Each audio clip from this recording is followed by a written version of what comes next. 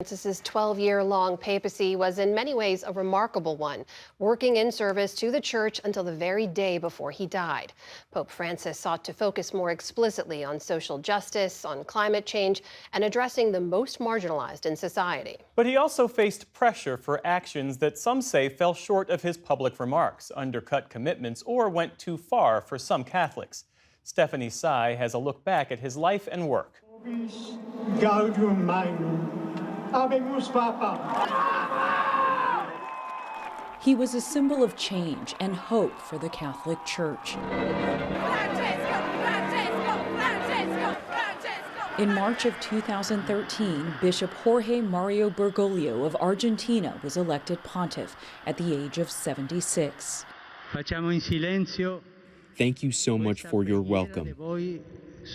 Please pray for me.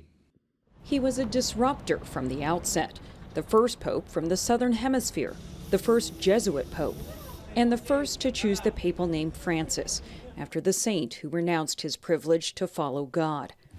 It was fitting for a man who, even as Archbishop of Buenos Aires, lived in a modest apartment and rode the bus. Francis followed the late Pope Benedict XVI, the first pope to resign in 600 years.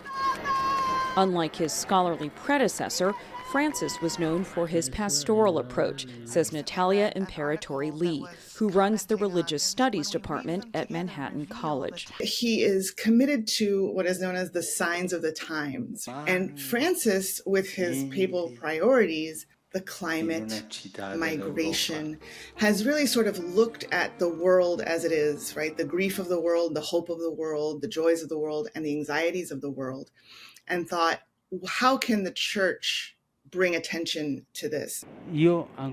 Early in his pontificate, Francis made the first of what would become regular impromptu comments during back-of-plane news conferences that would spark headlines. This remark about homosexuality. If someone is gay and he searches for the Lord and has goodwill, who am I to judge?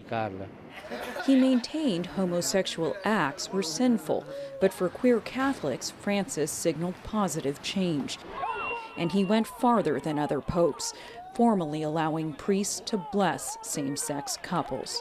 In the end, Pope Francis didn't really change any doctrines regarding gay people, but he said that we are all sinners. He put everybody on the same level. David Gibson, the director of the Center on Religion and Culture at Fordham University, says when it came to calling for urgent action on climate change, Francis called the planet our common home. That, if anything, was his social justice priority, because he believed so strongly in a culture of life, but a culture of all life. He redefined pro-life as life from womb to tomb, but around the planet.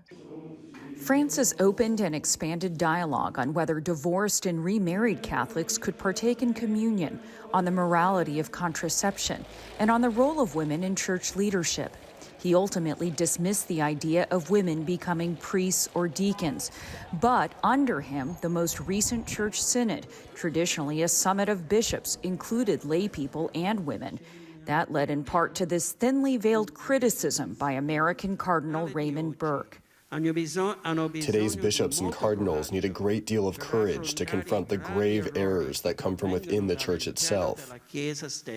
Francis sidelined Burke and other dissenters. Towards the end of his papacy, Pope Francis was getting a bit fed up with the conservative critics, especially those based in the United States. I mean, they weren't just criticizing him. They were saying he was an apostate, saying he was a heretic. They were setting themselves up almost as anti-popes. Francis inherited the sexual abuse epidemic infecting the church, and like his predecessors, he fumbled his way through it. In early 2018, Francis visited Chile to apologize for the sexual abuse of dozens of minors over decades by Father Fernando Karadima. I cannot but manifest the pain and the shame that I feel for the irreparable damage done to children by church ministers. But his apology was overshadowed by his defense of Bishop Juan Barros, who had been accused of covering up the abuse. Francis told accusers they needed to provide proof On the plane home, he apologized, but the damage was real. And his words really hurt survivors in real ways. It caused material harm to them to not be believed, again, at the highest levels of the church. During his papacy, he expanded rules for internal policing and prosecuting sex abuse cases. Francis was welcomed by leaders near and far on his papal missions. On a trip to Canada, he apologized for the Catholic Church's role in the cultural genocide of Indigenous tribes. And in 2015, he came to the U.S., where he became the first pope to address Congress with a soaring vision of an America united in compassion. We must move forward together as one in a renewed spirit of fraternity and solidarity, cooperating generously for the common good. He sought to elevate the church's influence on moral issues until the very end. In an open letter to American bishops, he recently called the Trump administration's mass deportation policy, quote, a major crisis that damages the dignity of many men and women and of entire families.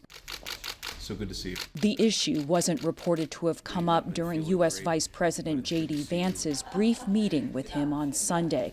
Vance, a Catholic, is the last known world leader to have met with the Pope. After the meeting, Pope Francis spent his final full day among the masses gathered at St. Peter's Square for Easter. Whether Francis' approach and his efforts to shift the church on some key issues will continue to have impact is an open question. Was Pope Francis a success?